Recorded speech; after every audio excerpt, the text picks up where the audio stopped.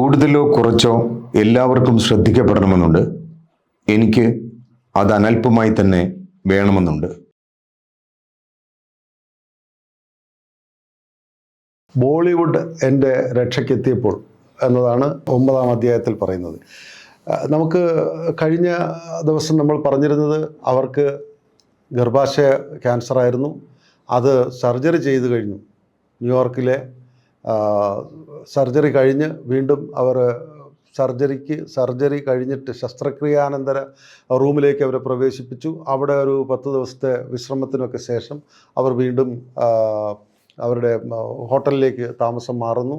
ഹോട്ടലിൽ താമസം മാറി വീണ്ടും അവിടെ നിൽക്കുന്നു. അത് കഴിഞ്ഞിട്ട് തുടർന്ന് ഇനിയുള്ളത് അവർക്ക് കീമോതെറാപ്പിയാണ്. കീമോതെറാപ്പി എന്ന രാസചികിത്സയും അതുപോലെ തന്നെ രാസചികിത്സയിൽ ഇത്തരത്തിൽ അവരുടെ ശരീരം പ്രതികരിക്കും എന്നതിനെ ആശ്രയിച്ചിരിക്കും അവരുടെ ആയുർദൈർഘ്യം എന്നൊക്കെ തന്നെ പറഞ്ഞിരിക്കുന്നു. ഡോക്ടർ ഡെന്നിസ്റ്റി, അവരെ സർജറി ചെയ്ത ഡോക്ടർ ഡെന്നിസ്റ്റി ലോകപ്രശസ്തനായിട്ടുള്ള ക്യാൻസർ വിദഗ്ധനാണ്.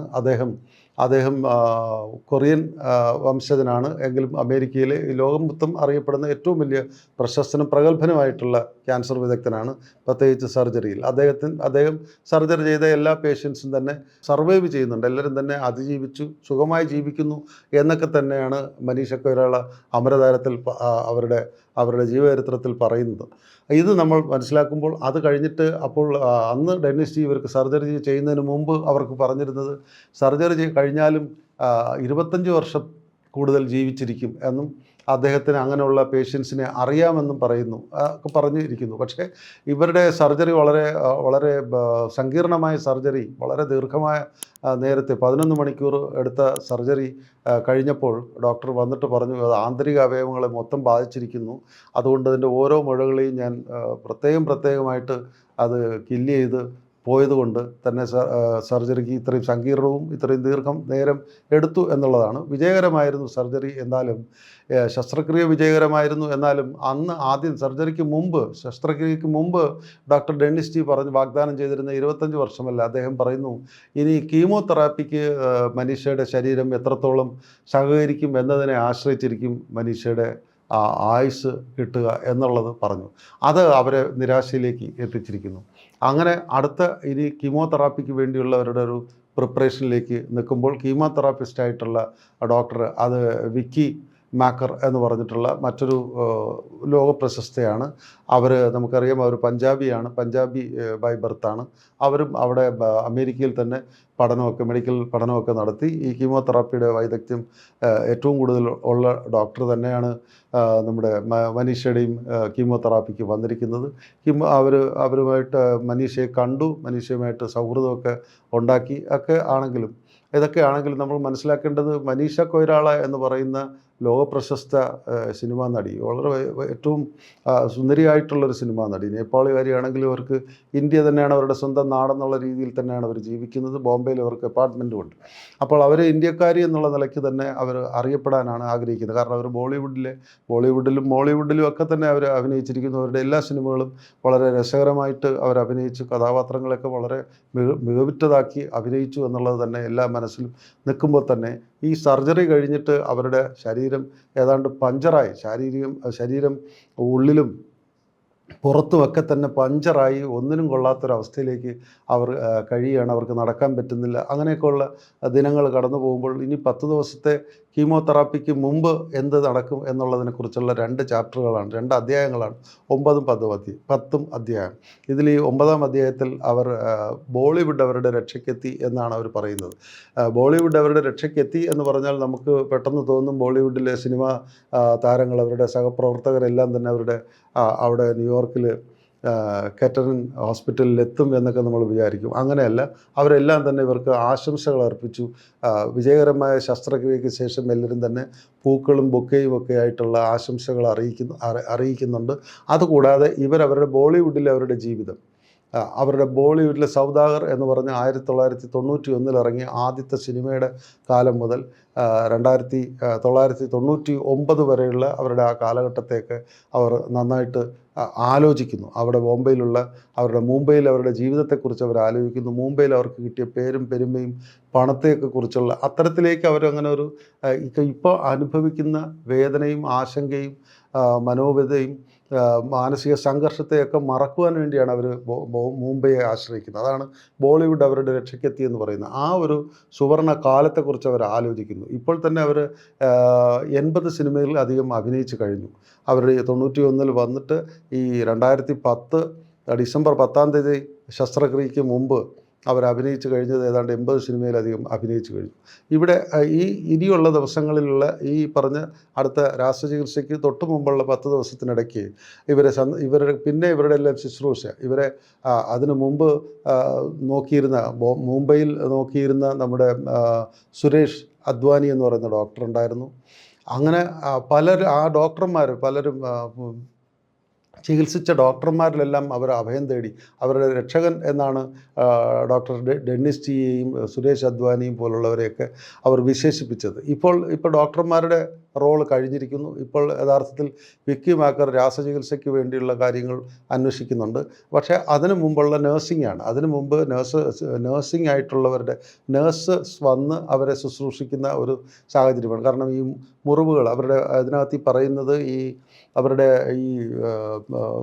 ഈ ഹൃദയത്തിൻ്റെ അവിടെ നിന്ന്, ഈ ചെസ്റ്റിൻ്റെ അവിടെ നിന്ന്, നെഞ്ചിൻ്റെ അവിടെ നിന്ന് തുടങ്ങി അവരുടെ നാഭി ഭാഗം വരെ സർജറി ചെയ്ത് അതെല്ലാം സ്റ്റേപ്പിൾ ചെയ്ത് വെച്ചിരിക്കുന്നു. നമ്മൾ ഈ പേപ്പറൊക്കെ നമ്മൾ സ്റ്റേപ്പിൾ ചെയ്യുന്നില്ല, അതുപോലെ സ്റ്റേപ്പിൾ ചെയ്തിരിക്കുന്നു. സ്റ്റീൽ സ്റ്റേപ്പിളുകൾ അടിച്ചാണ് അത് തയ്യലിന് പകരം സ്റ്റേപ്പിൾ ചെയ്താണ് വച്ചിരിക്കുന്നത് എന്നുള്ളതാണ് കാണുന്നത്. അപ്പോൾ അങ്ങനെ ഒരു 2-3 ദിവസം കഴിഞ്ഞപ്പോഴേക്കും ഒരു നേഴ്സ് വന്നിട്ട് പറഞ്ഞു, നമുക്ക് ബാത്റൂമിലേക്ക് പോകാം, ഒന്ന് കുളിച്ച് ഫ്രഷ് ആകണമല്ലോ എന്നൊക്കെ പറഞ്ഞ് കൊണ്ടുപോകുന്നു. അവിടെ അങ്ങനെ ബാത്റൂമിൽ പോകുന്നു. കുളിമുറിയിൽ ചെല്ലുമ്പോഴേക്കും കുളിമുറിയുടെ മിററിൽ കൂടെ അവർക്ക് കാണാൻ കഴിഞ്ഞ അവരുടെ ശരീരം എത്രത്തോളം വികൃതമായിരിക്കുന്നു. അവർ തന്നെ പറയുന്നു, മാർബിൾ പോലെ മനോഹരമായ എൻ്റെ വെളുത്ത ശരീരം ഇപ്പോൾ ഇത് എൻ്റെ തന്നെയാണോ ശരീരം എന്നൊക്കെ പറഞ്ഞ് അവർ ആശങ്കപ്പെടുന്നുണ്ട്. ആ രീതിയിലേക്ക് അത്രയും വികൃതമായിരിക്കുന്നു. അത്രയും അധികം തുന്നിക്കെട്ടലും ഈ സ്റ്റേപ്പിളിങ്ങും ഒക്കെ കൂടെ കണ്ട് അത് വളരെ വികൃതമായിരിക്കുന്നു. അവർക്ക് തന്നെ സഹിക്കാൻ പറ്റാത്തൊരു സാഹചര്യം. പക്ഷേ നേഴ്സൊക്കെ വളരെ മാനസിക സംയമനമുള്ളവരാണ്. അവരിതുപോലുള്ള പലരെയും ശുശ്രൂഷിച്ചിട്ടുള്ളവരായതുകൊണ്ട് തന്നെ അവരതിനൊന്നും വലിയ കാര്യം കൊടുക്കുന്നില്ല. എന്തായാലും ഇവരെ കുളിപ്പിച്ച് സുന്ദരിയാക്കി തിരിച്ച് കൊണ്ടുവരുന്നുണ്ട്. ഇതിനിടയ്ക്ക് ഈ ബാത്റൂമിലേക്ക്, ഈ കുളിമുറിയിലേക്ക് പോകുന്നതെല്ലാം തന്നെ നടത്തിച്ച് കൊണ്ടുപോവുകയാണ്. അവർ പറയുന്നവരുടെ കാലൊക്കെ നീരൊക്കെ വെച്ച് കാല് നിലത്ത് വയ്ക്കാൻ പറ്റാത്ത അതികഠിനമായ വേദന. പക്ഷേ ഈ സർജറി കഴിഞ്ഞവർ ഇത്തിരി ഒരു അരമണിക്കൂറെങ്കിലും നടക്കണം എന്നുള്ള നിർദ്ദേശമൊക്കെ തന്നെ ഡോക്ടർ ഡെന്നിസ് ടിയും മറ്റ് ക്യാൻസർ രോഗ വിദഗ്ധരും ഒക്കെ പറഞ്ഞിട്ടുണ്ട്. അതിൻ്റെ ഭാഗമായിട്ട് തന്നെ അവരുടെ ബെഡിൽ നിന്നും കുളിമുറി വരെ കിടക്കയിൽ നിന്നും കുളിമുറി വരെ നടക്കുന്നത് തന്നെ ഒരു വ്യായാമം അല്ലെങ്കിൽ ഈ രോഗത്തിൻ്റെ ചികിത്സയുടെ ഒരു ഭാഗമായിട്ട് കൂടെ കണക്കിലെടുത്തിട്ട് അവരെ നടത്തിച്ച് കൊണ്ടുപോകുന്നു. അങ്ങനെ അതങ്ങനെ തുടരുന്നു എന്നുള്ളതാണ് ഈ 9-ാം അധ്യായത്തിൽ പറയുന്നത്. ഇത് കൂടാതെ അടുത്തത് ഇനി സ്റ്റേപ്പിൾ ഊരുന്ന, ഇതിൻ്റെ സർജറി കഴിഞ്ഞു, ഈ സ്റ്റേപ്പിൾ ചെയ്ത് വെച്ചിരിക്കുന്നു, ഇത് മുറിച്ച് മാറ്റുന്ന, സ്റ്റേപ്പിൾ പിന്നെ എടുത്തു കളയുന്ന ഒരു സംഭവം അതും നഴ്സുമാരാണ് ചെയ്യുന്നത്. 10-ാം ദിവസം കഴിഞ്ഞ് മുറിവൊക്കെ ഏതാണ്ട് ഉണങ്ങിക്കഴിഞ്ഞപ്പോഴേക്കും രാസചികിത്സയ്ക്ക് പോകുന്നതിന് മുമ്പ് ഈ സ്റ്റേപ്പിൾ മാറ്റണം, സ്റ്റേപ്പിൾ എടുക്കണം. അപ്പോൾ അവർ വീണ്ടും, അയ്യോ ദൈവമേ, ഇനി എനിക്ക് കൂടുതൽ വേദന തരരുതേ എന്ന് പറഞ്ഞിട്ട് അവർ നിലവിളിക്കുന്നു. സ്റ്റേപ്പിൾ മാറ്റുമ്പോൾ വേദനിക്കുമല്ലോ, കാര്യം സ്റ്റീൽ പിന്നാണ്, വളരെയധികം വലിയ സ്റ്റീൽ പിന്നുകളാണ്. അതിങ്ങനെ തൊലിയും ശരീരത്തിലെ തൊലിയും മാംസമൊക്കെ കൂടെ ചേർത്ത് സ്റ്റേപ്പിൾ ചെയ്തിരിക്കുന്നത് കൊണ്ട് അത് പിന്നെ ഊരിയെടുക്കുമ്പോൾ വേദനിക്കുമല്ലോ, ദൈവമേ ഇനി എനിക്ക് കൂടുതൽ വേദന തരരുതേ എന്ന് പറയുന്നുണ്ട്. പക്ഷേ നേഴ്സ് പറയുന്നുണ്ട്, അങ്ങനെ നിങ്ങൾക്ക് വേദനിക്കേണ്ട കാര്യമില്ല, ഇത് യഥാർത്ഥത്തിൽ സെറ്റായിട്ടുണ്ട്, അത് നിങ്ങളുടെ മുറിവെല്ലാം ഓൾമോസ്റ്റ് ഉണങ്ങിയിട്ടുണ്ട്, വലിയ കുഴപ്പങ്ങളൊന്നുമില്ല. അതുകൊണ്ട് നിങ്ങളുടെ ആശങ്ക മാത്രമാണോ അതോ യഥാർത്ഥത്തിൽ നിങ്ങൾക്ക് വേദനയുണ്ടോ? ഓരോ സ്റ്റേപ്പിളറും സ്റ്റേപ്പിൾ പിന്നും ഊരി എടുക്കുമ്പോൾ അവർ ചോദിക്കുന്നുണ്ട്. അപ്പോൾ ഓരോ പിന്നും ഊരുമ്പോഴും ഇവർ നിലവിളിക്കുന്നുണ്ട്, അയ്യോ എന്ന് പറഞ്ഞ് നിലവിളിക്കുന്നുണ്ട്. ഈ നിലവിളി കേട്ടപ്പോൾ സിസ്റ്റർക്ക്, ഈ നേഴ്സിന് മനസ്സിലായി ഇത് ആശങ്ക കൊണ്ടാണ്, വേദന കൊണ്ടല്ല എന്ന് പറയുന്നു. അവരത് ചോദിക്കുകയും ചെയ്യുന്നു. അപ്പോൾ മനീഷ് തന്നെ പറയുന്നു, ഉള്ളിലുള്ള ആശങ്കയാണ് വേദന പോലെ തോന്നുന്നതായിട്ട് ഞാൻ പ്രകടിപ്പിക്കുന്നത് എന്ന് പറയുന്നുണ്ട്. ആ രീതിയിൽ അവർ പ്രിപ്പയർഡാണ്. അത്തരത്തിലുള്ള കാര്യങ്ങളെല്ലാം തന്നെ അവർ മുൻകരുതലോടുകൂടി തന്നെ അറിഞ്ഞുകൊണ്ട് തന്നെ അവർ പെരുമാറുന്നുണ്ട്. അങ്ങനെ ആ ശരീരത്തിലെ സ്റ്റേപ്പിളർ പിന്നെല്ലാം തന്നെ എടുത്തു മാറ്റി അവരെ അടുത്ത കീമോതെറാപ്പിക്ക് വേണ്ടി കൊണ്ടുപോകുന്നതിലേക്ക് വേണ്ടിയുള്ള ഒരു സംരംഭത്തിലേക്ക്, അത്തരത്തിലേക്കുള്ള ഒരു സാഹചര്യത്തിലേക്ക് അവരുടെ ശരീരത്തെ പാകപ്പെടുത്തിയിരിക്കുന്നു. പക്ഷേ എങ്കിലും ശരീരം അത്രയധികം വികൃതമായിരിക്കുന്നു എന്ന് അവർ തന്നെ പറയുന്നു.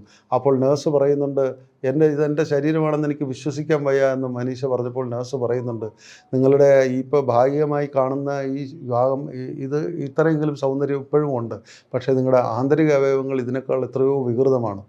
അതുകൊണ്ട് നിങ്ങൾ വിഷമിക്കേണ്ട, ഇതെല്ലാം തന്നെ ഇത്രയും വിജയകരമായ കാര്യങ്ങൾ ഇതുവരെ എത്തിയതുണ്ട്. ഇനി നിങ്ങളുടെ രാസചികിത്സ നിങ്ങൾക്ക് കുറച്ച് കൂടുതൽ ആത്മവിശ്വാസം നൽകും, രാസചികിത്സയോടുകൂടി നിങ്ങൾ സുഖം പ്രാപിക്കും എന്ന് പറഞ്ഞ് അവരെ ആശ്വസിപ്പിക്കുന്നു.